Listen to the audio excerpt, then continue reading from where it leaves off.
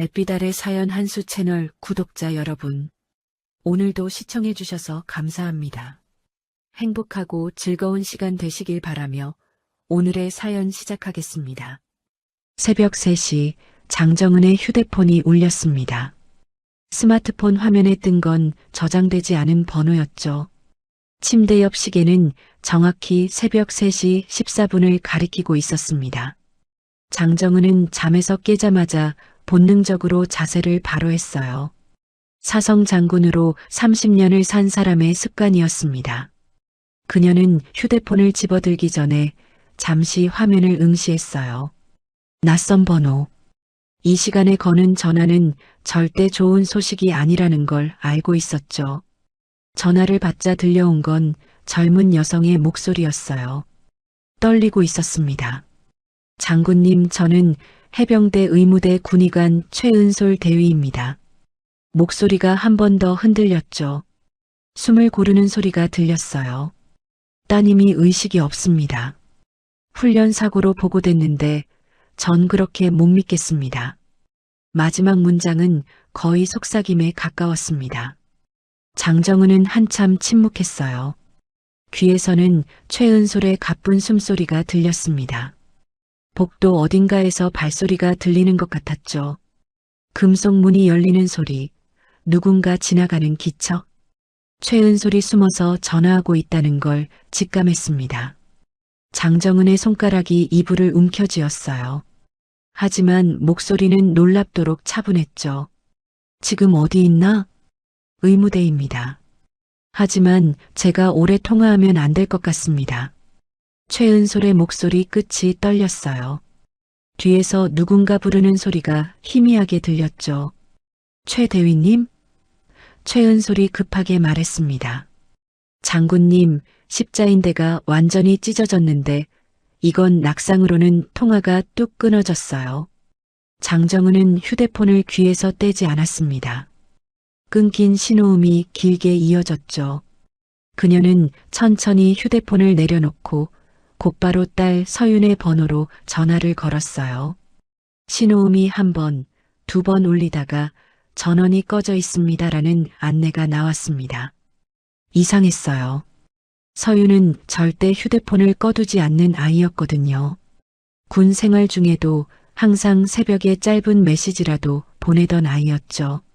장정은은 메신저 앱을 열었습니다. 서윤의 프로필 사진이 회색으로 바뀌어 있었어요. 마지막 접속 오늘 오전 2시 32분. 불과 40여 분 전까지 접속해 있었다는 뜻이었죠. 장정은은 대화창을 열었어요. 마지막 메시지는 이틀 전 서윤이 보낸 거였습니다. 엄마, 나 괜찮아. 훈련 좀 빡세지만 버틸만해. 평범한 메시지였어요. 하지만 지금 다시 읽으니 다르게 느껴졌죠. 장정은은 천천히 침대에서 일어났습니다. 창밖은 아직 깜깜했어요. 겨울 새벽 특유의 고요함이 방 안을 채우고 있었죠. 거울 앞에 선 그녀의 얼굴은 평소와 다를 바 없었습니다. 하지만 손끝이 미세하게 떨리고 있었어요. 그녀는 옷장을 열었습니다. 정복이 가지런히 걸려 있었죠. 하지만 장정은은 정복을 꺼내지 않았어요. 대신 검은색 터틀넥과 회색 바지를 꺼내 입었습니다. 서재로 들어간 장정은은 책상 앞에 앉았어요. 책상 위에는 각종 서류와 펜, 그리고 가족사진 한 장이 놓여 있었죠. 사진 속 서윤은 고등학생 때 모습이었습니다. 환하게 웃고 있었어요. 장정은은 사진을 한참 바라보다가 서랍을 열었습니다. 안에는 작은 수첩이 들어 있었죠. 그녀는 수첩을 펼쳐 연락처 몇 개를 확인했어요. 그리고 휴대폰을 들고 단 한 통의 메시지를 작성했습니다. 수신자는 3명이었죠. 육군 군단장 장명숙, 공군 군단장 장윤혜, 해병대 군단장 장설인. 모두 그녀의 동생들이었어요. 메시지는 단 한 줄이었습니다. 어떤 보고도 올리지 마라. 메시지를 보낸 뒤 장정은은 휴대폰을 책상 위에 내려놓았어요. 그리고 창밖을 바라봤습니다. 새벽 공기가 유리창 너머로도 차갑게 느껴졌죠. 하늘은 여전히 어두웠어요. 별 몇 개가 희미하게 빛나고 있었습니다. 장정은은 지금 무언가 잘못되고 있다는 걸 알았어요. 딸의 휴대폰이 우연히 꺼진 게 아니라는 것도요. 메신저 계정이 로그아웃된 것도 마찬가지였죠. 누군가 의도적으로 흔적을 지우기 시작했습니다. 몇 분 뒤 휴대폰이 연달아 울렸어요. 장명숙이었습니다. 언니, 지금 그게 말이 돼? 서윤이가 의식이 없다는데 보고를 막으라고? 목소리가 떨리고 있었죠. 분노와 당혹감이 섞여 있었어요. 장정은은 짧게 대답했습니다. 지금 움직이면 놈들은 증거부터 없앤다. 딸을 살리려면 먼저 입을 막아야 한다. 언니, 그래도 장명숙의 목소리가 흔들렸어요. 장정은이 말을 잘랐습니다. 명숙아, 내 말대로 해. 지금은 그게 서윤이를 지키는 길이야. 통화는 거기서 끊어졌죠. 장정은은 휴대폰을 내려놓고 다시 창밖을 바라봤어요. 하늘이 조금씩 밝아오고 있었습니다. 지평선 끝이 희미하게 붉어지기 시작했죠. 장정은은 아직 움직이지 않았어요. 헬기를 부르지도 부대에 직접 연락하지도 않았습니다. 그저 조용히 서재에 앉아 있을 뿐이었죠. 하지만 그녀의 눈빛은 이미 전쟁을 준비하고 있었어요. 차갑고 날카로웠습니다. 30년간 군에서 배운 건 단순히 명령하는 법만이 아니었죠. 때로는 침묵하는 것, 먼저 움직이지 않는 것이 더 강력한 무기가 된다는 것도 알고 있었습니다. 해병대 부대 회의실, 오전 9시였습니다. 형광등 불빛 아래 긴 테이블에 간부들이 둘러앉아 있었어요. 테이블 한가운데에는 사고 보고서 한 장이 놓여 있었죠. 특수훈련 중 낙상사고라는 제목이 선명했습니다. 보고서를 작성한 사람은 실세소령 문재호였어요. 그는 회의실 맨 앞에 서서 여유로운 표정으로 말했습니다. 어머니가 유명한 분이시라 오히려 조용히 처리해야 합니다. 가족이 원치 않을 겁니다. 그 말이 너무 자연스러웠어요. 마치 이미 가족의 성향까지 다 파악한 듯한 어조였죠. 회의실에 앉은 간부들은 고개를 끄덕였습니다. 그렇긴 하지. 장군 가족이면 더 시끄러워지는 걸 싫어하실 거야. 누군가 맞장구 쳤어요. 문재호는 미소를 지으며 보고서를 집어들었습니다. 이대로 상부에 보고하면 됩니다. 깔끔하게 정리됐어요. 회의가 끝나고 간부들이 하나둘 자리를 떴어요. 문재호는 마지막까지 남아 창밖을 바라봤습니다. 훈련장이 보였죠. 병사들이 구보를 하고 있었어요. 그는 휴대폰을 꺼내 누군가에게 짧은 메시지를 보냈습니다. 정리 완료. 문제 없음. 그 시각 의무대에서는 최은솔 대위가 서윤의 차트를 다시 펼쳐보고 있었어요. 형광등 불빛 아래 펼쳐진 차트에는 상세한 외상 기록이 적혀 있었습니다. 최은솔의 손이 무릎 부위 소견서에서 멈췄죠. 전방 십자인대 완전 파열, 후방 십자인대 부분 파열. 그녀는 의대 시절 배운 정형외과 지식을 떠올렸어요. 십자인대는 낙상으로 이렇게 찢어지지 않습니다. 특히 전방과 후방이 동시에 손상되려면 무릎의 정면과 측면에서 동시에 강한 충격이 가해져야 했죠. 최은솔은 차트를 넘겼습니다. 다음 페이지에는 두부 외상 소견이 적혀 있었어요. 후두부 타박상, 두피 열상 3cm. 그녀는 펜을 들고 소견서 여백에 작은 글씨로 메모를 적었습니다. 충돌 흔적 아님. 압박 추정. 두부 외상은 한 번의 충격이 아니라 반복적인 압박의 흔적이었어요. 마치 누군가 머리를 눌렀다가 뗐다가를 반복한 것처럼요. 최은솔은 차트를 덮고 주변을 둘러봤습니다. 의무대는 조용했어요. 간호사 한 명이 멀리서 약품을 정리하고 있었죠. 최은솔은 그 간호사에게 다가가 낮은 목소리로 말했습니다. 선임님, 이 차트 복사해 둘 수 있을까요? 간호사가 놀란 표정으로 돌아봤어요. 대위님, 왜요? 최은솔은 잠시 망설이다가 말했습니다. 그냥 혹시 모르니까요. 나중에 필요할 수도 있어요. 간호사는 최은솔의 표정을 살폈죠. 그리고 천천히 고개를 끄덕였어요. 알겠습니다. 제가 조용히 처리할게요. 최은솔은 작게 고개를 숙이고 다시 자리로 돌아왔습니다. 손이 떨리고 있었어요. 그날 저녁 부대 내무반은 평소보다 조용했습니다. 병사들은 각자 침상에 앉아 있었죠. 누구도 큰 소리로 말하지 않았어요. 구석 침상에 앉아있던 일병 김현우는 담요를 뒤집어 쓴 채 몸을 떨고 있었습니다. 그의 머릿속에는 며칠 전 목격한 장면이 계속 재생되고 있었어요. 훈련장 뒤편 창고 근처였습니다. 김현우는 장비를 가지러 가다가 우연히 목소리를 들었죠. 인연이 진짜 말을 안 듣네. 거친 목소리였어요. 그리고 무언가 넘어지는 소리, 비명, 다시 충격음. 김현우는 숨을 죽이고 창고 모퉁이에 숨었습니다. 심장이 터질 것 같았어요. 그때 누군가 내무반 문을 벌컥 열었습니다. 상사 박도연이었어요. 김현우 나와. 목소리가 낮고 차갑했죠. 김현우는 담요를 벗고 일어섰습니다. 다리가 떨렸어요. 박도연은 김현우를 복도로 끌고 나갔습니다. 다른 병사들은 아무도 쳐다보지 않았어요. 복도 끝 비상구 근처에서 박도연이 멈춰 섰어요. 그는 김현우의 어깨를 잡고 벽에 밀어붙였습니다. 야, 너 봤다며? 김현우는 고개를 저었어요. 아, 아닙니다.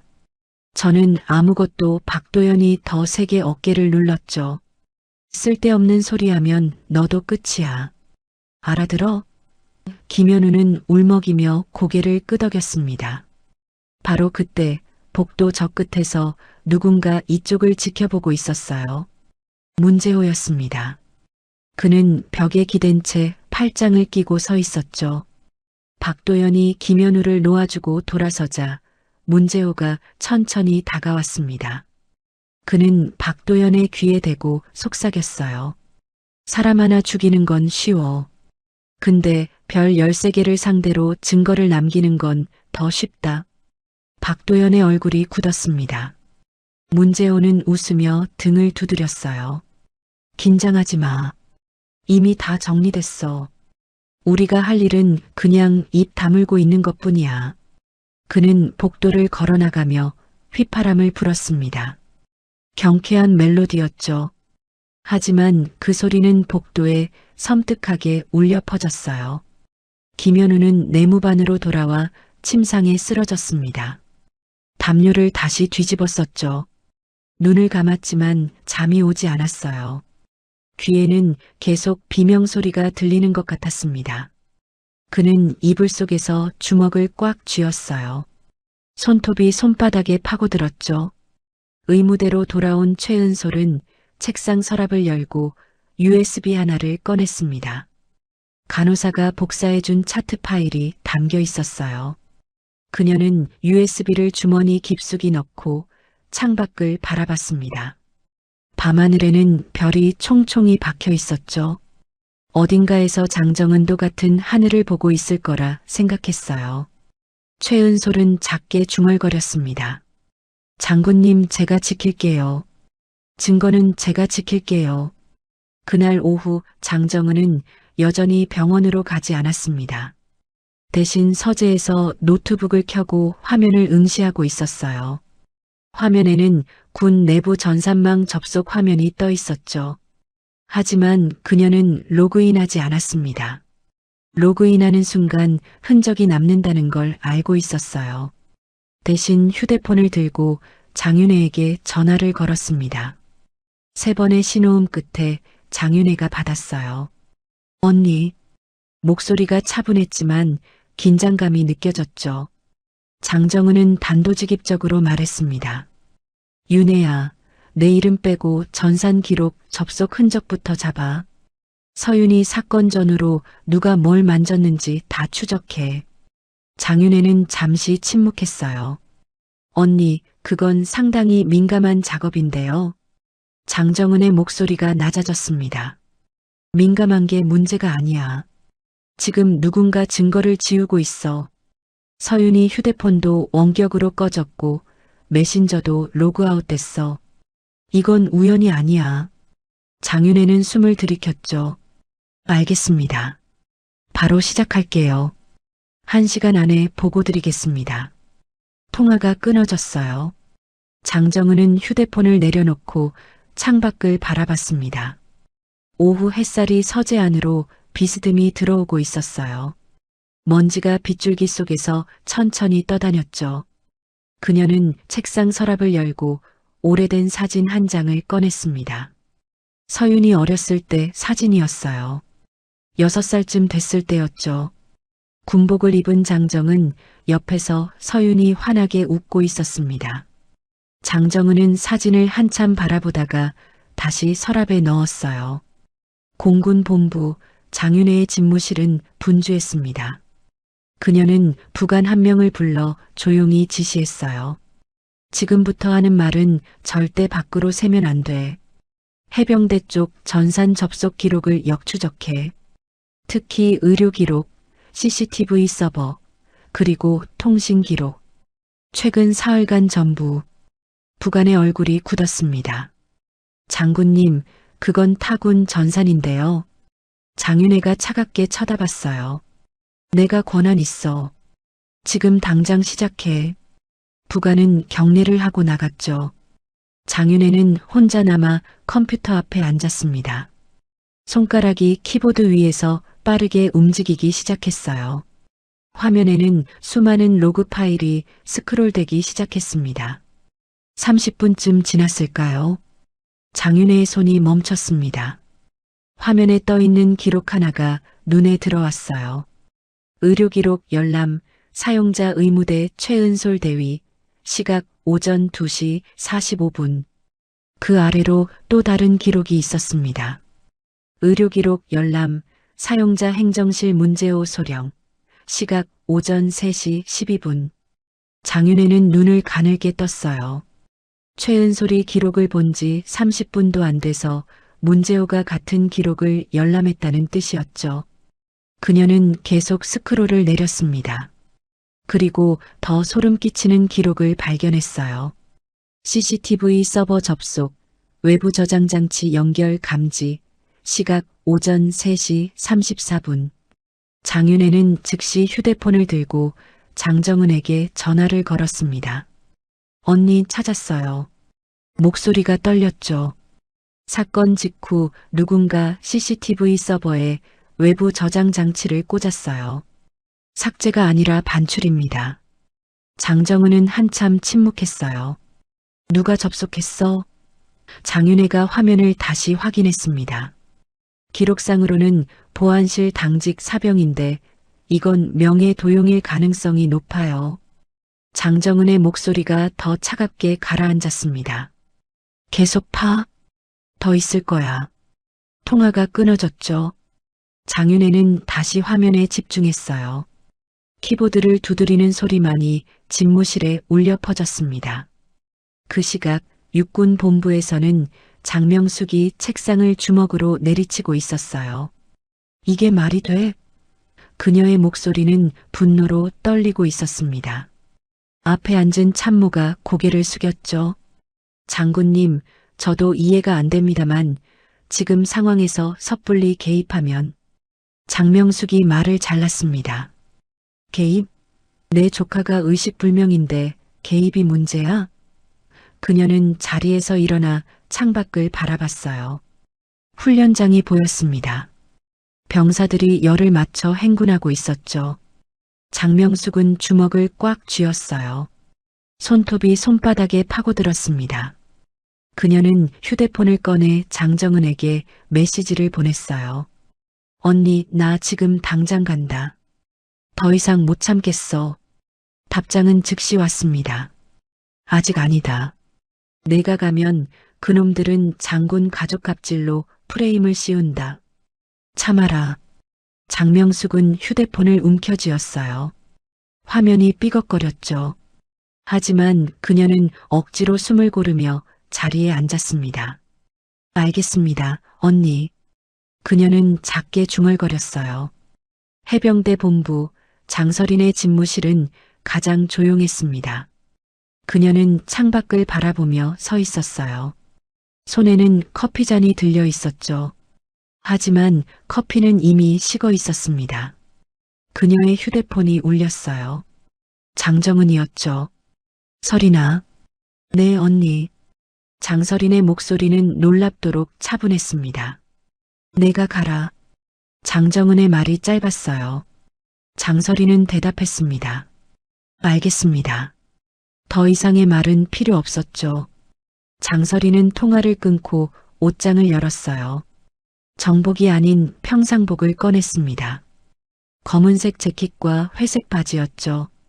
그녀는 옷을 갈아입으며 거울을 봤어요. 거울 속 자신의 눈빛이 차갑게 빛나고 있었습니다.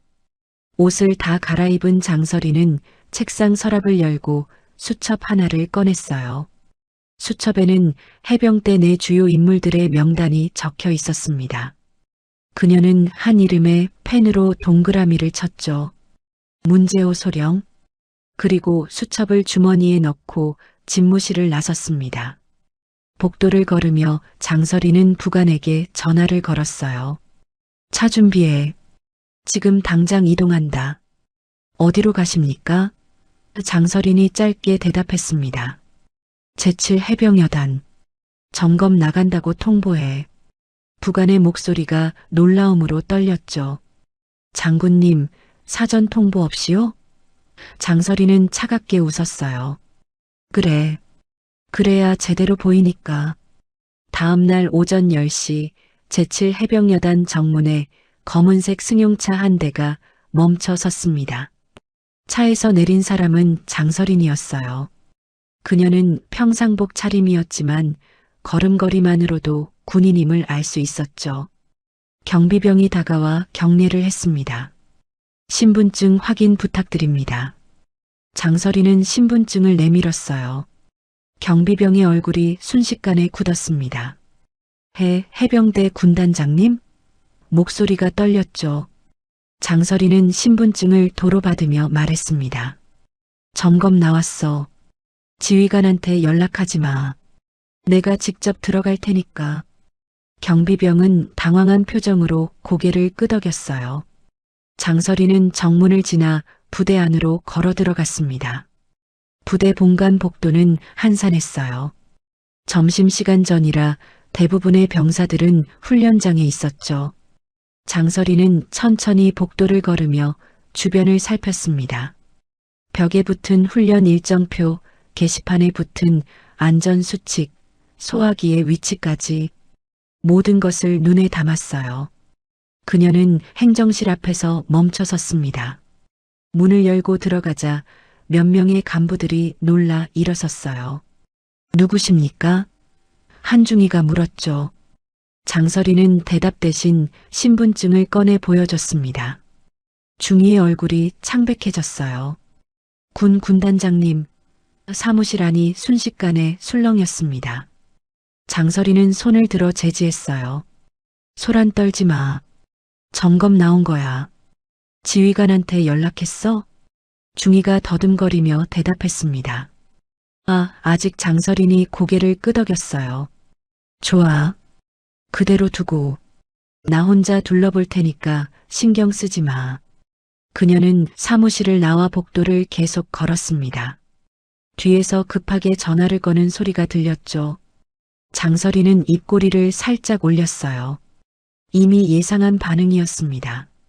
내무반 쪽으로 향하는 복도에서 장서린은 한 상사와 마주쳤습니다. 박도연이었어요. 박도연은 장서린을 보자 얼굴이 굳었죠. 장 장군님, 여기는 장서린이 그를 쳐다봤습니다. 내무반 점검하러 가는 길이야. 문제 있어? 박도연은 고개를 저었어요. 아닙니다. 하지만 지금 병사들이 훈련 중이라. 장서린이 말을 잘랐습니다. 그럼 생활관이라도 볼게. 안내해. 박도연은 할 수 없이 앞장섰어요. 두 사람은 내무반 건물로 들어갔습니다. 복도는 조용했죠. 장서린은 일부러 느리게 걸으며 주변을 살폈어요. 바닥의 먼지, 창문의 상태, 소화기 점검 스티커의 날짜까지 모든 것이 그녀의 눈에 들어왔습니다. 생활관 안으로 들어서자 침대들이 일렬로 정렬돼 있었어요. 장서린은 무작위로 한 침대 앞에 멈춰 섰습니다. 침대 옆 사물함을 가리키며 말했죠. 열어봐. 박도연이 당황한 표정을 지었어요. 장군님, 개인 사물함은 장서린의 눈빛이 차갑게 식었습니다. 내가 두 번 말하게 만들지 마.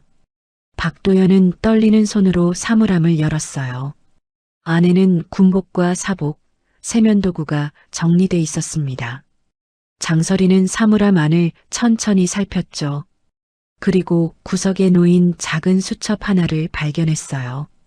수첩을 꺼내 펼쳐보니 훈련 일지가 적혀 있었습니다. 장서린은 페이지를 넘기다가 멈췄어요. 한 페이지가 찢겨 있었습니다. 이거 누구 거야? 장서린이 물었어요. 박도연이 사물함 번호를 확인하고 대답했습니다. 장서윤 병장입니다. 그 순간 장서린의 손이 미세하게 떨렸어요. 하지만 표정은 변하지 않았죠.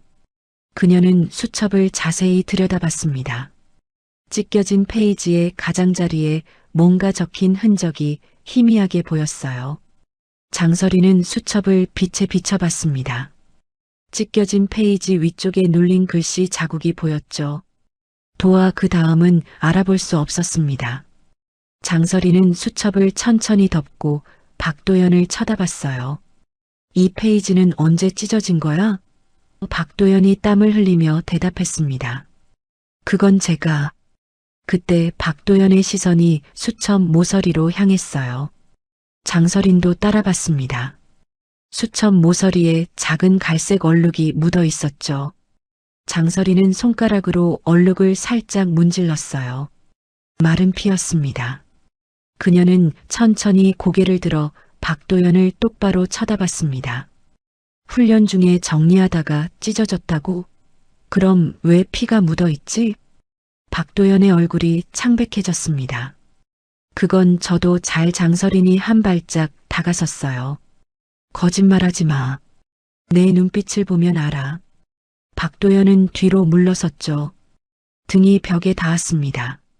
장서린은 수첩을 주머니에 넣고 말했어요. 이거 압수한다. 그리고 너 당분간 부대 밖으로 나가지 마. 생활관을 나온 장서린은 복도를 따라 의무대 쪽으로 향했습니다. 걸으면서 휴대폰을 꺼내 사진을 찍었어요. 복도의 상태, 창문, 출입문의 잠금 장치까지 모든 것을 기록했습니다. 의무대 앞에 도착했을 때 최은솔이 밖으로 나오고 있었어요. 최은솔은 장서린을 보자 깜짝 놀랐습니다. 장군님? 장서린은 주변을 살피고 낮은 목소리로 물었어요. 최 대위 맞지? 최은솔이 고개를 끄덕였죠. 장서린은 그녀를 의무대 안으로 데리고 들어갔습니다. 문을 닫고 나서야 입을 열었어요. 서윤이 차트 아직 있어? 최은솔의 눈이 커졌습니다. 어떻게 장서린이 말을 잘랐어요. 지금 설명할 시간 없어. 있느냐 없느냐만 대답해. 최은솔은 잠시 망설이다가 고개를 끄덕였습니다. 복사본이 있습니다. USB에 저장했어요. 장서린은 안도의 한숨을 쉬었죠. 잘했어. 그거 절대 다른 사람한테 주지 마. 나한테만 줘. 최은솔은 주머니에서 USB를 꺼냈어요. 손이 떨리고 있었습니다. 장군님, 이거 정말 사고가 아니에요. 십자인대 상태를 보면 장서린이 USB를 받아들며 말했습니다. 알아. 그래서 내가 여기 온 거야. 그녀는 USB를 주머니 깊숙이 넣고 최은솔의 어깨를 가볍게 두드렸어요. 용기 있게 행동해줘서 고마워. 걱정하지 마. 내가 지킬게. 의무대를 나온 장설이는 부대 본관으로 향했습니다. 복도에서 문재호와 마주쳤어요. 문재호는 환한 미소를 지으며 거수 경례를 했습니다. 장군님, 갑작스러운 방문이시네요. 미리 연락 주셨으면 장설이는 경례를 받지 않았어요. 그냥 그를 스쳐 지나가며 말했습니다. 점검은 예고 없이 하는 게 원칙이야. 몰랐어? 문재호의 미소가 굳었습니다. 장설이는 뒤돌아보지 않고 계속 걸었어요. 부대 정문을 나서며 그녀는 휴대폰을 꺼내 장윤혜에게 전화를 걸었습니다. 윤혜야. 네, 언니. 자료 확보했어. USB 보낼게. 분석 부탁해. 장윤혜의 목소리가 진지해졌죠. 알겠습니다. 차에 올라탄 장설이는 백미러로 부대를 바라봤어요. 정문에 몇 명의 간부들이 모여서 수군거리고 있었습니다. 그녀는 작게 웃었죠. 이제 시작이야. 차가 출발했습니다. 그날 밤 부대 안은 긴장감으로 가득했습니다. 장설인의 방문 소식이 퍼지면서 간부들은 불안해하기 시작했어요. 행정실에서는 급하게 서류를 재정리하는 소리가 들렸고 복도에서는 간부들이 모여 수군거렸죠. 문재호는 자신의 사무실에 혼자 앉아 창밖을 바라보고 있었습니다. 휴대폰 화면에는 누군가와 주고받은 메시지가 떠 있었어요. 상황이 위험합니다. 군단장이 직접 움직였어요. 문재호가 보낸 메시지였죠. 답장은 간결했습니다. 증거는 이미 반출했다. 남은 건 사람의 입뿐이다. 문재호는 휴대폰을 내려놓고 깊은 한숨을 쉬었어요. 손가락으로 책상을 두드리며 생각에 잠겼습니다. 그리고 결심한 듯 다시 휴대폰을 들었죠. 박도연에게 전화를 걸었어요. 지금 어디야? 내무반 근처입니다. 박도연의 목소리가 긴장돼 있었습니다. 문재호가 낮게 말했어요. 김현우 위치 파악해도 오늘 밤 야간 근무 서게 해. 박도연이 잠시 침묵했죠. 소령님, 그건 문재호가 말을 잘랐습니다. 질문하지 마. 시키는 대로만 해. 통화가 끊어졌어요. 문재호는 창밖을 바라보며 중얼거렸습니다. 미안하지만 살아남으려면 어쩔 수 없어. 그의 눈빛은 차갑게 가라앉아 있었죠. 자정이 지난 시각 김현우는 창고 근처 야간 보초를 서고 있었습니다. 차가운 바람이 얼굴을 때렸어요. 그는 외투깃을 세우며 주변을 살폈죠. 부대는 고요했습니다. 가로등 불빛만이 희미하게 복도를 비추고 있었어요. 김현우는 시계를 봤습니다. 자정 1시 20분. 교대 시간까지 아직 1시간 반이 남아 있었죠. 그때 뒤에서 발소리가 들렸습니다. 김현우는 화들짝 놀라 돌아봤어요. 박도연이 서 있었습니다. 현우야, 너 창고 안점검 좀 해봐. 장비 상태 확인해야 돼. 박도연의 목소리는 평소와 달랐어요. 어딘가 어색하고 떨리는 느낌이었죠. 김현우는 고개를 끄덕이며 창고 쪽으로 향했습니다. 창고 문을 열자 어둠이 밀려왔어요. 김현우는 손전등을 켜고 안으로 들어갔습니다. 선반에 쌓인 장비들이 희미하게 보였죠. 그는 천천히 안쪽으로 걸어 들어갔어요. 발소리가 콘크리트 바닥에 울려 퍼졌습니다. 계단 근처에 도착했을 때 뒤에서 누군가 다가오는 기척이 느껴졌어요. 김현우가 돌아보려는 순간 누군가 그의 어깨를 잡아 끌었습니다. 아! 비명을 지르려던 순간 입이 막혔어요. 김현우는 발버둥을 쳤지만 힘이 너무 셌죠. 그를 잡은 사람이 귓가에 속삭였습니다. 조용히 해. 안 그러면 진짜 죽어. 박도연의 목소리였어요. 김현우의 몸이 계단 쪽으로 밀렸습니다. 발이 헛디뎠고 몸이 앞으로 쏠렸어요. 손전등이 손에서 떨어져 나가며 바닥에 굴렀죠. 계단을 한 칸, 두 칸 굴러 내려가는 소리가 어둠 속에서 울렸습니다.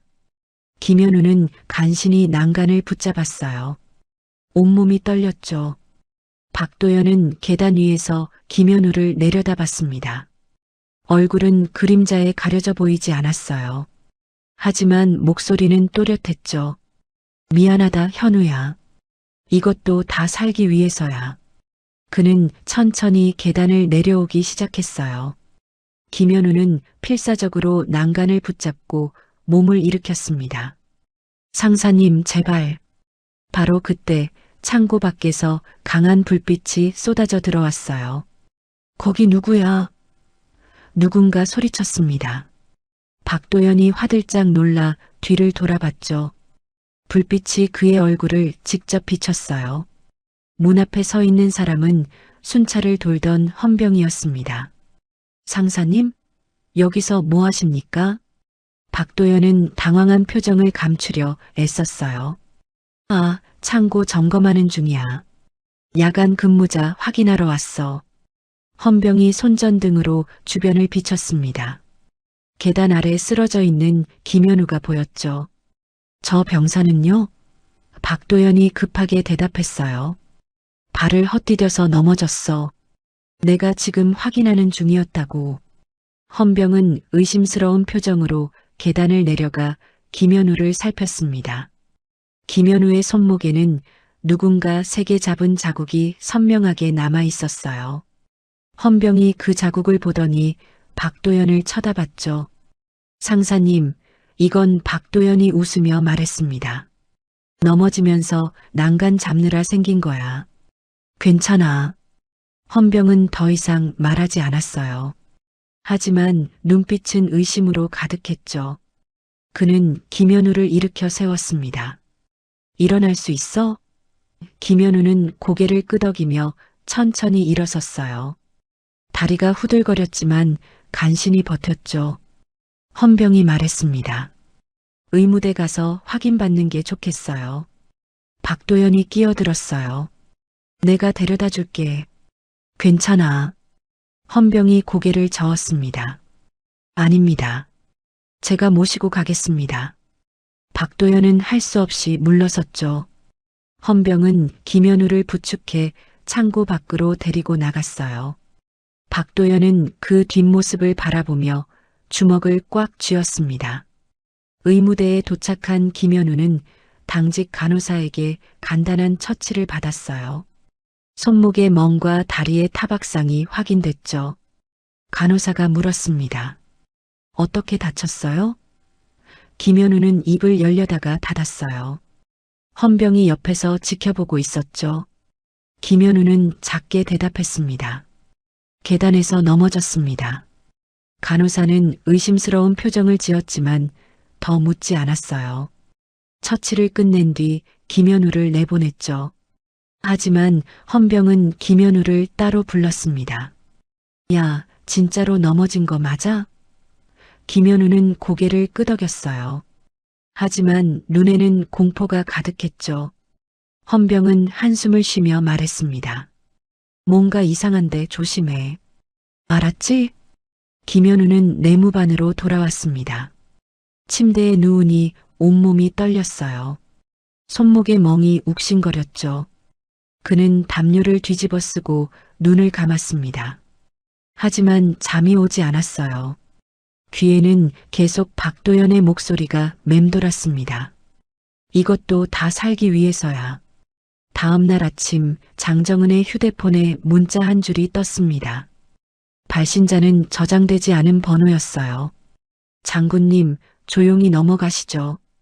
딸은 살려드릴게요. 장정은은 문자를 읽고 한참 동안 화면을 응시했습니다. 그녀의 얼굴에는 처음으로 뚜렷한 감정이 스쳤어요. 분노가 아니었습니다. 차갑고 단단한 결심이었죠. 장정은은 휴대폰을 내려놓고 옷장을 열었어요. 이번에는 정복을 꺼냈습니다.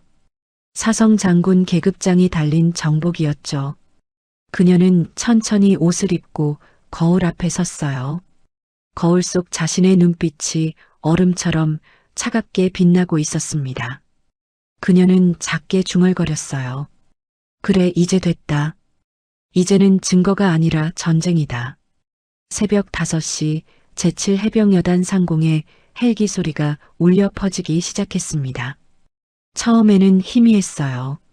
하지만 점점 가까워지더니 이내 부대 전체를 뒤흔들 정도로 커졌죠. 당직 사병이 급하게 밖으로 뛰쳐나갔습니다. 하늘을 올려다보니 헬기 세대가 부대를 향해 날아오고 있었어요.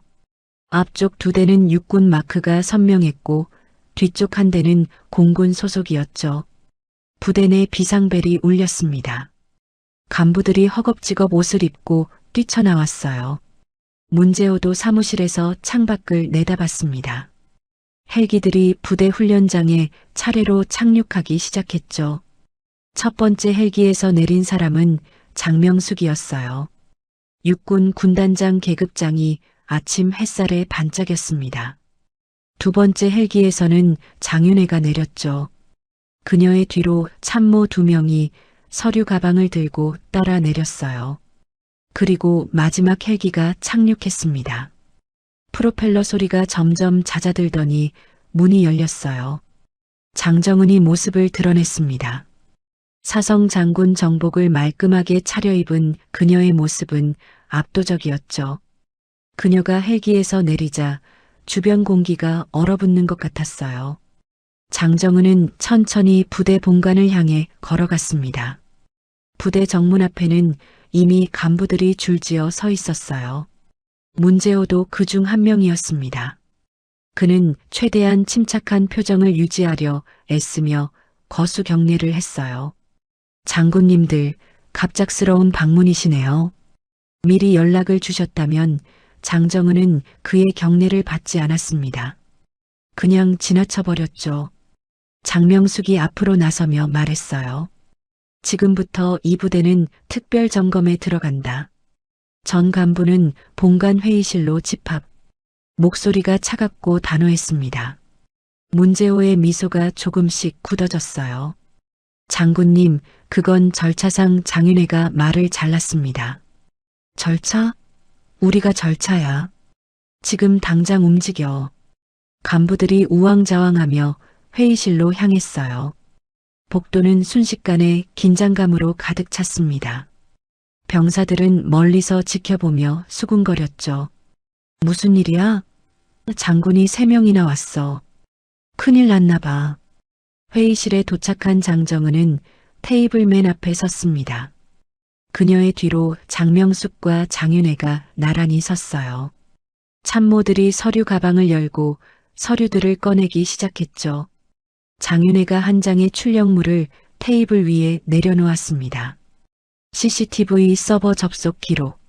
사건 당일 새벽 3시 34분 외부 저장 장치 연결 감지. 간부들의 얼굴이 하얗게 질렸어요. 장윤혜는 계속해서 서류를 내려놓았습니다. 의료기록 열람 로그. 최은솔 대위 열람 후 30분 만에 문제호 소령이 동일 기록 접근. 그리고 그녀는 또 다른 서류를 꺼냈어요. 의료기록 수정 흔적. 원본과 현재 기록이 다릅니다. 문제호의 이마에 땀이 맺히기 시작했어요. 그는 억지로 웃으며 말했습니다. 장군님, 이건 오해입니다. 제가 의료기록을 확인한 건 보고서 작성을 위해 장명숙이 차갑게 쳐다봤죠. 보고서? 사고 보고서에는 낙상이라고 적혀 있던데. 그런데 십자인대가 전방과 후방 동시에 파열됐어. 이게 낙상으로 가능한 부상이야? 회의실이 조용해졌습니다. 아무도 말하지 못했어요. 장윤혜가 다시 서류를 꺼냈습니다. 그리고 이건 어젯밤 사건 기록이에요. 김현우 일병, 창고 계단에서 사고. 하지만 출입 기록을 보면 사고 10분 전에 박도연 상사가 창고로 들어간 기록이 있습니다. 박도연의 얼굴이 새하얗게 변했어요. 그는 자리에서 일어서려다가 다시 주저앉았습니다. 손이 떨리고 있었죠.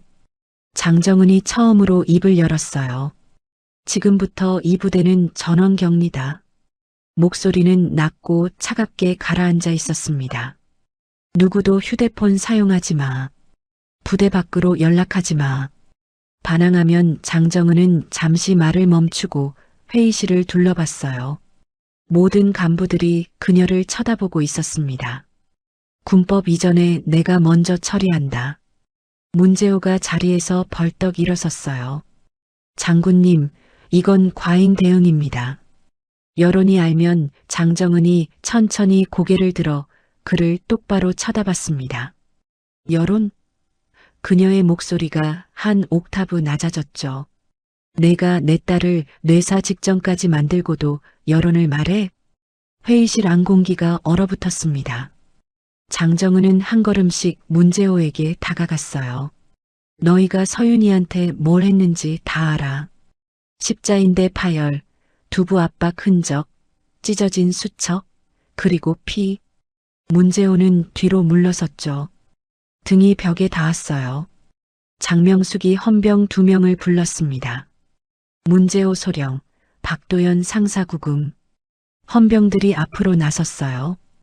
박도연이 갑자기 무릎을 꿇었습니다. 죄송합니다.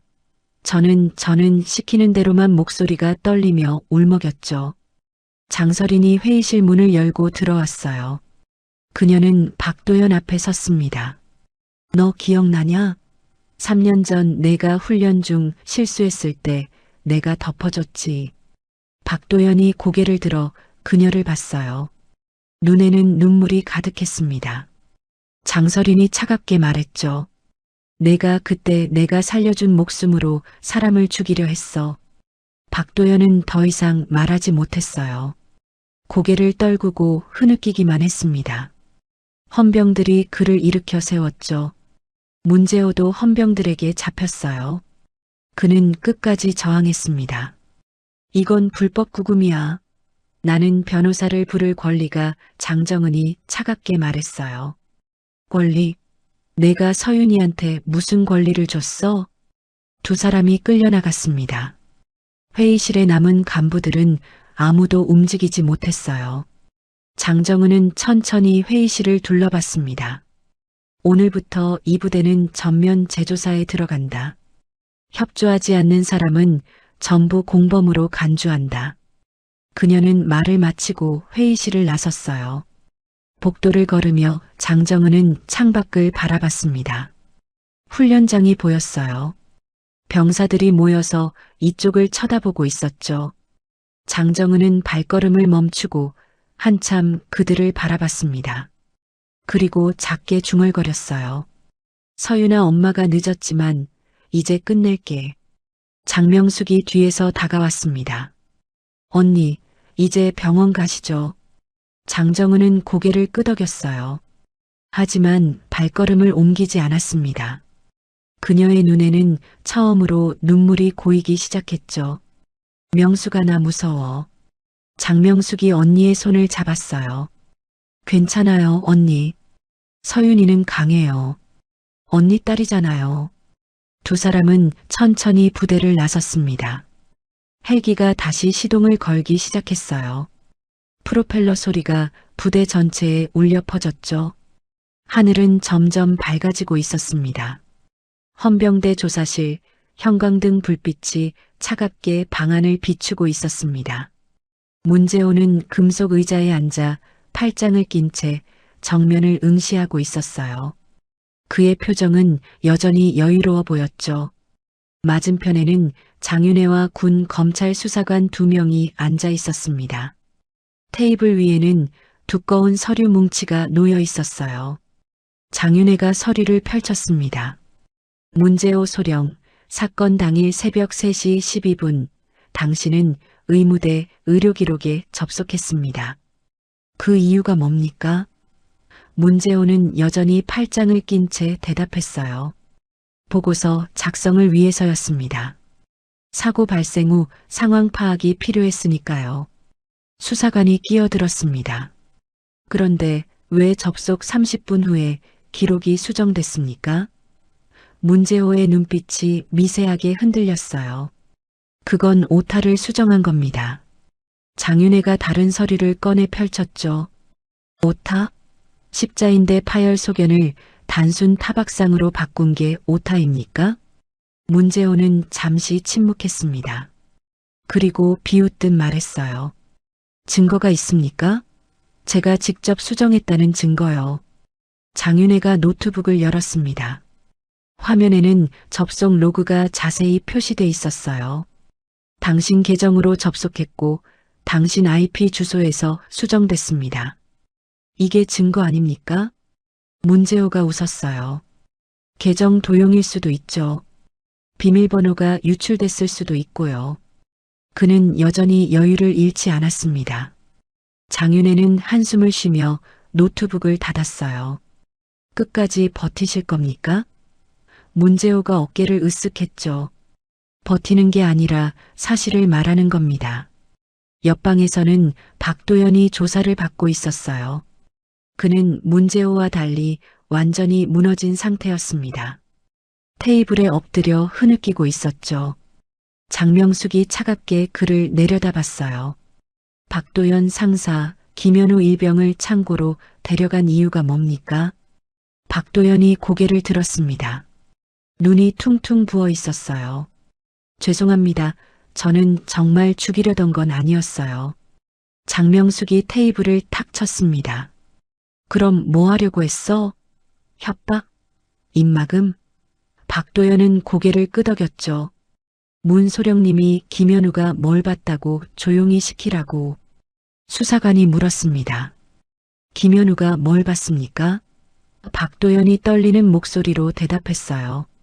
그날 훈련장 뒤편에서 장서윤 병장을 제가 그는 말을 잇지 못하고 다시 고개를 숙였습니다. 장명숙이 차갑게 말했어요. 내가 폭행했다는 거지? 박도연이 격하게 고개를 저었습니다. 아닙니다. 저는 그냥 말리려고 했을 뿐이에요. 다른 사람들이 훈련이라고 하면서 장명숙이 끼어들었죠. 다른 사람들? 누구야? 박도연은 입술을 깨물었어요. 대답하지 않았습니다. 그때 조사실 문이 열렸어요. 최은솔이 들어왔습니다. 그녀의 손에는 파일 하나가 들려 있었죠. 장명숙이 놀라 일어섰어요. 최대위. 최은솔은 긴장한 표정으로 고개를 숙였습니다. 보고 드릴 게 있습니다. 최은솔은 파일을 테이블 위에 내려놓았어요. 이건 제가 개인적으로 조사한 내용입니다. 장서윤 병장은 단순 폭행 피해자가 아니었어요. 장명숙이 파일을 펼쳤습니다.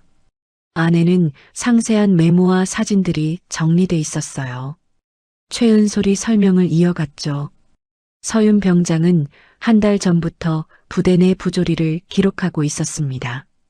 상납구조, 가혹행위, 은폐 시스템까지요. 최은솔은 다른 서류를 꺼냈어요. 그리고 이걸 상부에 보고하려 했습니다. 하지만 그 사실이 알려지면서 그녀의 목소리가 떨렸죠. 입막음 당한 겁니다. 장명숙의 얼굴이 굳었어요. 증거가 있어? 최은솔이 고개를 끄덕였습니다. 서윤 병장의 사물함에서 발견한 수첩, 찢겨진 페이지에 아픈 분석을 해봤어요. 도와주세요. 문소령이라고 적혀 있었습니다. 박도연이 테이블을 쳤어요. 맞아요. 문소령이 시켰어요. 서윤 병장이 증거를 모으고 있다는 걸 알고 훈련이라는 명목으로 그는 얼굴을 손으로 감쌌습니다. 우리가 너무 세게 했어요. 무릎을 짓밟고 머리를 그는 더 이상 말을 잇지 못했어요. 장명숙은 서류를 내려놓고 깊게 숨을 들이쉬었습니다. 손이 떨리고 있었어요. 그녀는 조사관에게 말했죠. 전부 기록해. 한 글자도 빠짐없이. 그리고 밖으로 나갔습니다. 복도에서 장윤혜를 만났어요. 장윤혜도 조사를 마친 참이었습니다. 언니 문재호는 끝까지 발뺌하고 있어요. 장명숙이 차갑게 웃었죠. 괜찮아. 박도연이 전부 풀었어. 그리고 최 대위가 결정적인 증거를 가져왔어. 두 사람은 건물 밖으로 나왔습니다. 밖에는 장서린이 서 있었어요. 그녀는 휴대폰으로 통화 중이었습니다. 네, 장군님. 증거 확보했습니다. 이제 병원으로 오시죠. 통화를 끊고 장서린이 두 사람을 봤어요. 언니가 오신대. 세 사람은 차에 올라탔습니다. 차가 출발하자 한동안 아무도 말하지 않았어요. 창밖으로 부대가 점점 멀어졌습니다. 장명숙이 작게 중얼거렸어요. 서윤이는 정말 용감한 아이였네. 장윤혜가 고개를 끄덕였죠. 엄마 딸이니까요. 1시간 뒤 병원에 도착했습니다. 중환자실 앞에는 장정은이 서 있었어요. 그녀는 유리창 너머로 딸을 바라보고 있었습니다. 서윤은 여전히 침대에 누워 있었어요. 각종 의료 장비에 둘러싸여 있었죠. 장정은의 눈가가 붉게 부어 있었습니다. 새 동생이 다가왔어요. 장서린이 조용히 말했습니다. 언니, 다 끝났어요. 문재호는 구속될 거고 박도연은 자백했어요. 장정은은 대답 대신 고개만 끄덕였어요. 그녀는 여전히 유리창에서 눈을 떼지 못했습니다. 장윤혜가 서류 봉투를 건넸어요. 이게 서윤이가 모았던 증거예요. 최 대위가 복원했어요. 장정은은 봉투를 받아들었습니다. 하지만 열어보지 않았어요. 그저 꽉 쥐고 있을 뿐이었죠. 서윤이는 내가 가르친 대로 했구나. 옳은 일을 하려고. 장명숙이 언니의 어깨를 감싸 안았어요. 서윤이는 영웅이에요, 언니. 이 아이가 없었으면 더 많은 피해자가 생겼을 거예요. 장정은은 고개를 떨구었습니다. 눈물이 뺨을 타고 흘러내렸어요. 그래도 엄마는 딸을 지켜주지 못했어. 내 자매는 한참 동안 유리창 앞에 서 있었습니다. 중환자실 안에서는 심전도 소리만이 규칙적으로 울려 퍼지고 있었어요. 그 소리가 희망처럼 들렸습니다. 서윤이 아직 싸우고 있다는 증거였으니까요. 장정은이 유리창에 손을 댔어요. 조금만 더 버텨, 서윤아. 엄마가 다 끝냈어. 이제 내가 돌아올 차례야. 그녀의 목소리는 떨리고 있었지만 그 안에는 확고한 믿음이 담겨 있었습니다. 석 달이 흘렀습니다. 겨울이 지나고 봄이 찾아왔어요. 병원 창밖으로 벚꽃이 피어나기 시작했죠. 중환자실 유리창에는 연분홍 꽃잎이 바람에 날려붙었다가 떨어졌습니다. 장정은은 매일 아침 병원에 왔어요. 딸의 손을 잡고 조용히 앉아 있었죠. 때로는 책을 읽어주기도 했고, 때로는 그저 침묵 속에서 딸의 숨소리를 듣기만 했습니다. 그날도 평소와 다르지 않았어요. 오전 9시 장정은은 중환자실에 들어가 서윤의 침대 옆에 앉았습니다. 서윤의 얼굴은 여전히 창백했어요. 하지만 예전보다는 혈색이 조금 돌아온 것 같았죠. 의사들은 회복 가능성이 있다고 했습니다. 다만 시간이 필요할 뿐이라고요. 장정은은 딸의 손을 잡았어요. 차가웠습니다. 그녀는 두 손으로 딸의 손을 감싸며 천천히 온기를 전했죠. 서윤아, 오늘은 날씨가 정말 좋아. 벚꽃이 피었어. 내가 좋아하던 그 벚나무 말이야. 그녀는 창밖을 바라봤습니다. 작년 이맘때 너랑 같이 봤었지. 기억나니? 대답은 없었어요. 하지만 장정은은 계속 말했습니다. 문재호는 구속됐어. 박도연도 마찬가지야. 그리고 부대는 완전히 바뀌었어. 내가 모았던 증거 덕분에 많은 게 달라졌단다.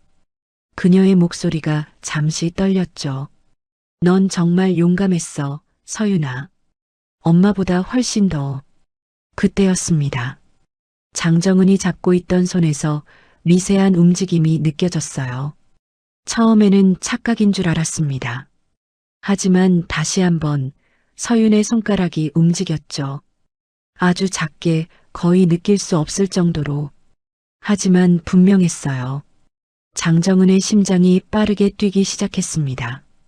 서윤아? 그녀는 딸의 얼굴을 자세히 들여다봤어요.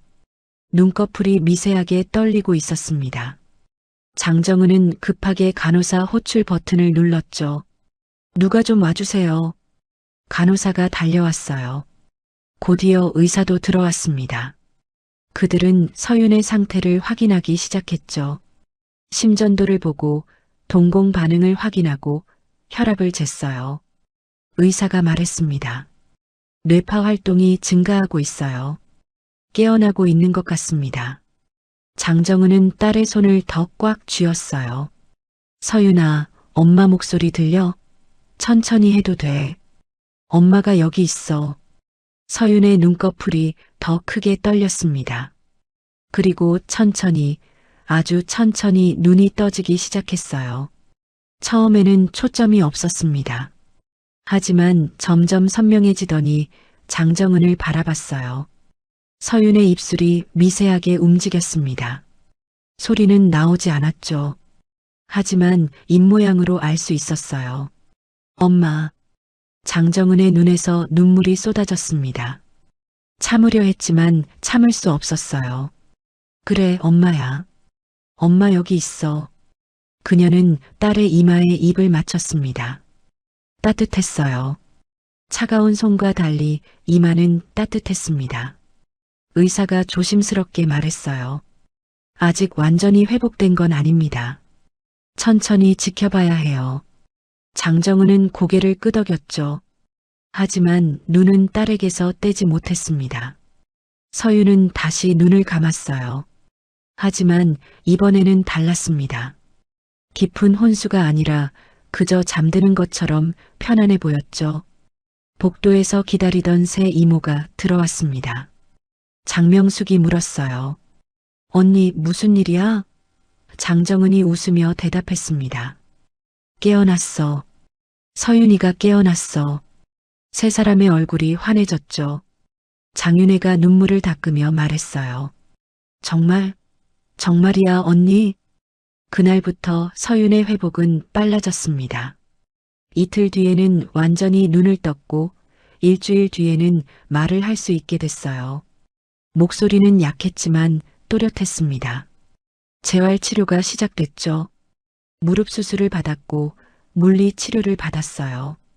힘들었지만 서윤은 포기하지 않았습니다. 한 달 뒤 서윤은 일반 병실로 옮겨졌어요. 창가 침대였습니다. 햇살이 잘 들어오는 자리였죠. 장정은은 매일 찾아와 딸과 함께 시간을 보냈어요. 때로는 재활 치료를 도왔고 때로는 그냥 옆에서 이야기를 나눴습니다. 어느 날 오후 서윤이 조용히 말했어요. 엄마 저는 무서웠어요. 목소리가 떨렸습니다. 장정은은 딸의 손을 잡았죠. 알아. 얼마나 무서웠을지 엄마가 알아. 서윤은 계속 말했어요. 근데 도망치면 더 많은 사람이 다칠 것 같았어요. 장정은의 눈에 다시 눈물이 맺혔습니다. 넌 정말 대단해, 서윤아. 엄마가 군을 믿었는데 엄마가 너를 지키는 법을 늦게 배웠어. 서윤이 고개를 저었어요. 아니에요, 엄마. 엄마가 가르쳐준 대로 했을 뿐이에요. 옳은 일을 하라고 하셨잖아요. 두 사람은 한참 동안 서로를 바라봤습니다. 말이 필요 없었어요. 장정은은 딸을 안아줬습니다. 서윤도 엄마를 꽉 안았죠. 얼마나 시간이 흘렀을까요? 장정은이 먼저 몸을 뗐어요. 그리고 딸의 눈물을 닦아주며 말했습니다. 이제 됐어. 우리 이제 앞만 보자. 병실 문이 열리고 새 이모가 들어왔습니다. 손에는 꽃다발과 과일 바구니가 들려 있었어요. 장명숙이 환하게 웃으며 말했죠. 우리 조카 얼굴 좀 봐라. 완전히 살아났네. 서윤이 수줍게 웃었습니다. 장윤혜가 침대 옆에 앉으며 물었어요. 서윤아, 먹고 싶은 거 있어? 서윤이 잠시 생각하다가 말했습니다. 이모, 저 밖에 나가고 싶어요. 벚꽃 보러 가고 싶어요. 장설인이 웃으며 말했죠. 의사 선생님께 허락받으면 휠체어 타고 나가자. 병원 정원에 벚나무 있어. 그날 오후 5사람은 병원 정원으로 나갔습니다. 서윤은 휠체어에 앉아 있었어요. 담요로 무릎을 덮고요. 벚나무 아래에 멈춰 섰습니다. 바람이 불 때마다 꽃잎이 눈처럼 흩날렸죠. 서윤은 손을 뻗어 날아오는 꽃잎을 잡으려 했어요.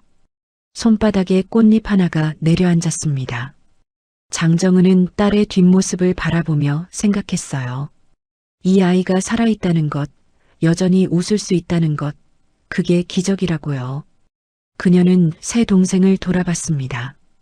고마워, 다들. 너희가 없었으면 서윤이를 지킬 수 없었어. 장명숙이 손을 저었어요. 언니, 무슨 소리야? 우리가 한 거라곤 당연한 일뿐이야. 장윤혜가 덧붙였죠. 그리고 진짜 영웅은 서윤이야. 이 아이가 모은 증거 덕분에 얼마나 많은 게 바뀌었는데. 장설인이 조용히 말했습니다. 이제는 부대가 달라질 거야. 서윤이가 만든 변화니까. 서윤이 뒤를 돌아봤어요. 엄마, 이모들, 저 다시 군에 돌아가고 싶어요. 네 사람이 놀라 서윤을 봤습니다. 장정은이 물었죠. 서윤아, 그게 무슨 소리야? 서윤이 진지한 표정으로 대답했어요. 제가 시작한 일이잖아요. 끝까지 봐야죠. 장정은은 한참 딸을 바라봤습니다. 그리고 천천히 고개를 끄덕였어요. 알았어.